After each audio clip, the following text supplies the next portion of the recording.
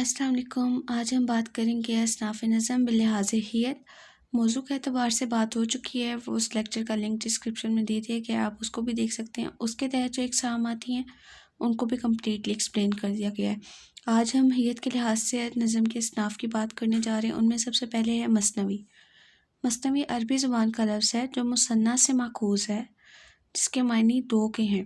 دو سے مراد کہ اس کا ہر شعر ہم قافیہ و ہم ردیف ہوتا ہے۔ ایک شعر کے بعد دوسرے شعر میں قافیہ تبدیل ہو جاتا ہے، ردیف تبدیل ہو جاتی ہے، یعنی ایک شعر کے دونوں مصرے ہم قافیہ و ہم ردیف ہوں گے، جبکہ دوسرے شعر میں اس بات کی کوئی پابندی نہیں ہوگی، اس میں الگ قافیہ اور ردیف استعمال ہو سکتی ہے۔ یہ آپ دیکھ سکتے ہیں، ریٹن فارم میں مٹیریل آپ کے پاس ہے، آپ یہاں سے بھی اس کو لکھ سکتے ہیں، کیونکہ اتنا زیادہ ایکسپلین کرنا اتنے کم ٹائم میں پاسبل نہیں ہوتا۔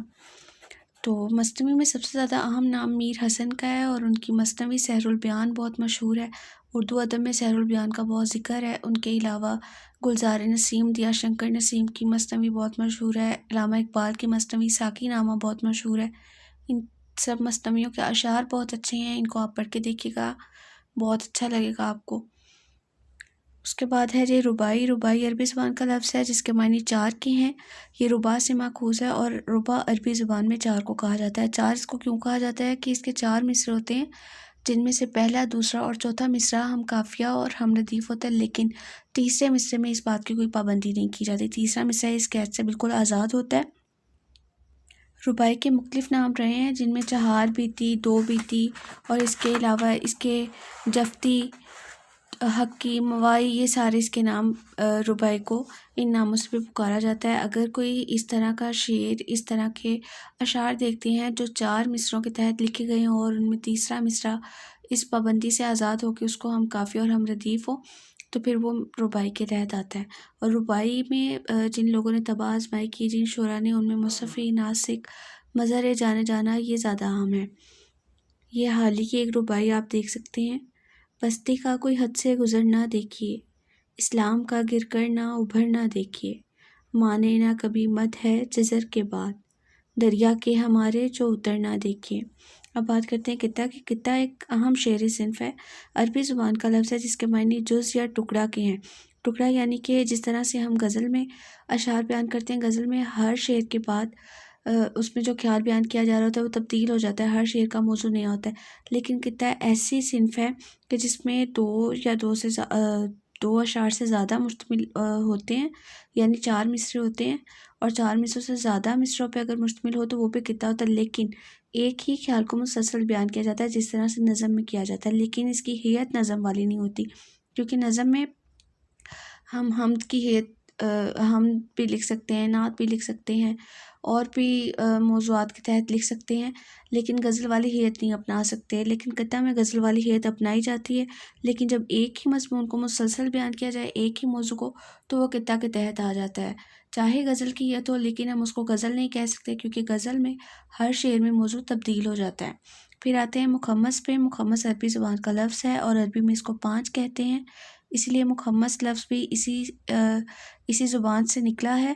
ایسی نظم جو پانچ مصروں کے بند کی صورت میں لکھی جائے، یعنی پانچ مصرے ہونے چاہیے، اور پانچوں مصرے کا قافیہ پہلے مصرے کے مطابق ہوتا ہے۔ پہلا مصرے میں جو قافیہ استعمال کیا گیا ہے اس کے مطابق ہی باقی تمام مصروں میں بھی ایک جیسا ہی قافیہ استعمال ہوگا، یعنی کہ تمام الفاظ ہم قافیہ ہوں گے، تمام مصرے ہم قافیہ ہوں گے، اور ایک دوسرے سے جڑے ہوئے محسوس ہوں گے۔ پھر آتی ہے مصمت۔ مصمت عربی زبان کا لفظ ہے جس کے معنی جڑی ہوئی چیز یا پروئی ہوئی چیز کے ہے، یعنی کہ ایک ایسی نظم جس میں تعداد مخصوص ہو، مصروں کی تعداد مخصوص ہو، کہ اتنے مصرے میں اگر پہلا بند لکھا گیا ہے تو دوسرا بھی اتنے میں ہی ہوگا، تیسرا بھی اتنے میں ہی ہوگا، تو اس کو مصمت کے تحت ہو سکتا ہے وہ مخمس میں ہو، مسدس میں ہو، مسمن میں ہو، مسمن یعنی 8 میں ہو، یا رباعی کی صورت میں ہو۔ اگر وہ ایک ہی تعداد کے تحت آ رہی ہے تو وہ مصمت کہلائے گی۔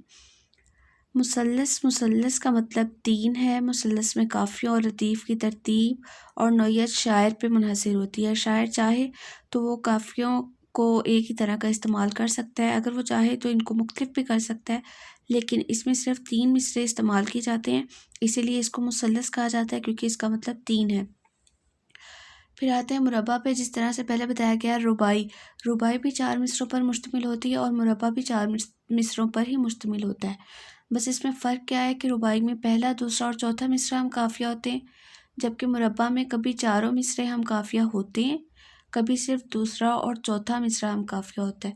دوسرا اور چوتھا مصرع مراد یہ ہوا کہ پہلا شعر، اس کا دوسرا مصرع اور دوسرے شعر کا بھی دوسرا مصرع ہم قافیہ ہوتا ہے، تو وہ مربع ہوتا ہے. لیکن رباعی میں پہلا، دوسرا اور چوتھا مصرع ہم قافیہ ہوتا ہے. تو اس سے معلوم ہو جاتا ہے کہ رباعی اور مربع میں فرق ہم کیسے کر سکتے ہیں. یہ ایک مثال دیکھ سکتے ہیں. یہ دیکھیے دوسری مثال بھی جو مربع کی ہے اور اس سے پہلے رباعی کی مثال بھی دکھائی. ان میں واضح فرق محسوس ہو رہا ہے کہ رباعی کیا ہے اور مربع کیا ہے.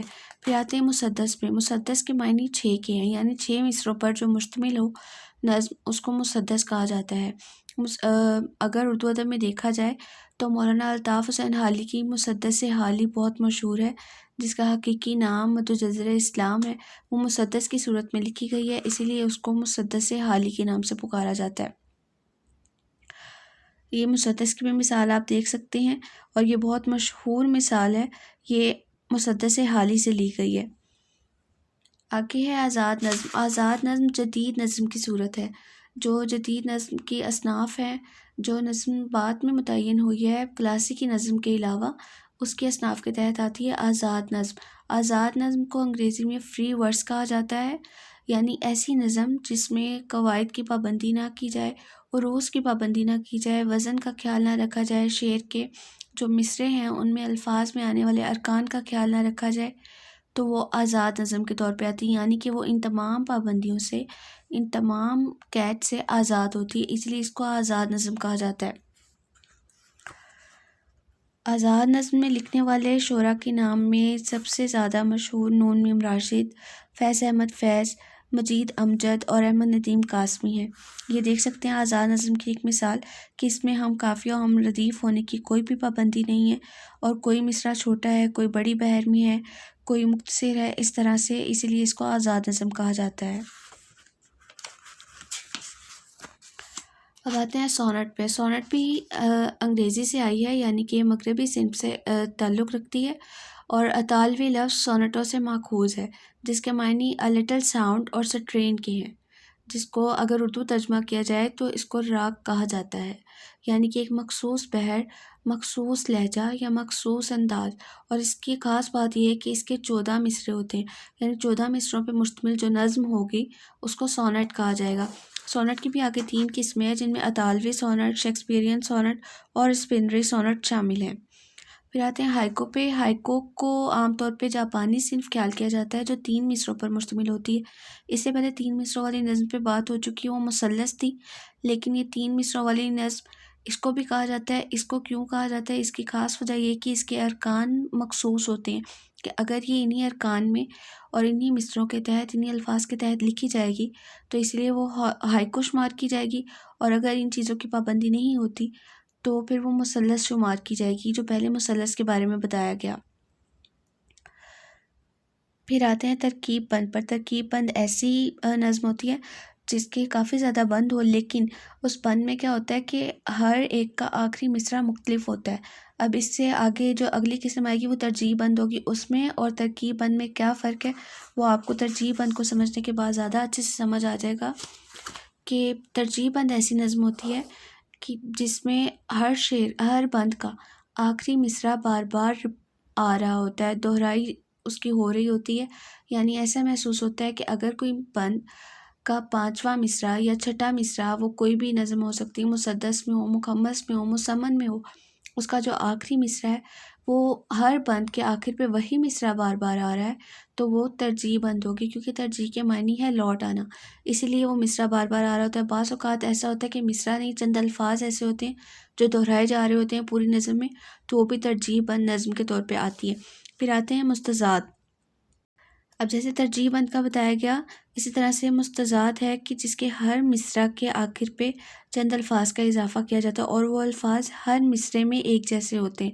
یعنی جو پہلے مصرے میں الفاظ آخر پہ بیان کیے گئے ہیں یا آدھا ٹکڑا اس مصرے کا ایک جیسے لفظ پر مشتمل ہے. جیسے یہاں پہ ایک مثال ہے، اے جنت کشمیر، نیچے والے مصرے میں بھی شروع سے مختلف ہے لیکن آخر پہ اے جنت کشمیر، تو یہ مستضاد کے تحت آئے گا کہ آدھا مصرع بالکل اوپر والے مصرے کی طرح ہے، تو اس کو مستضاد کہا جائے گا۔ پھر آتے ہیں نظم مرہ پہ، جس کے معنی برہنہ یا خالی کے ہیں۔ خالی یعنی کہ ارکان اس کے ایک جیسے ہونے چاہیے لیکن قافیے کی پابندی اس میں لازمی نہیں ہوتی۔ قافیہ اگر مختلف بھی ہے تو اس میں کوئی پابندی نہیں ہوگی، اور اگر اس طرح ہوگا تو وہ نظم مرہ شمار کی جائے گی، لیکن اس کے ارکان ایک جیسے ہونے چاہیے کہ شعر کو پڑھتے ہوئے، مصروں کو پڑھتے ہوئے یہ اندازہ نہ ہو کہ یہ نظم سے کوئی مختلف چیز ہے۔ نظم محسوس ہونی چاہیے لیکن قافیہ نہ ہو تو اس بات کی پابندی نہیں کی جاتی، اس کے علاوہ بھی اس کو لکھا جا سکتا ہے۔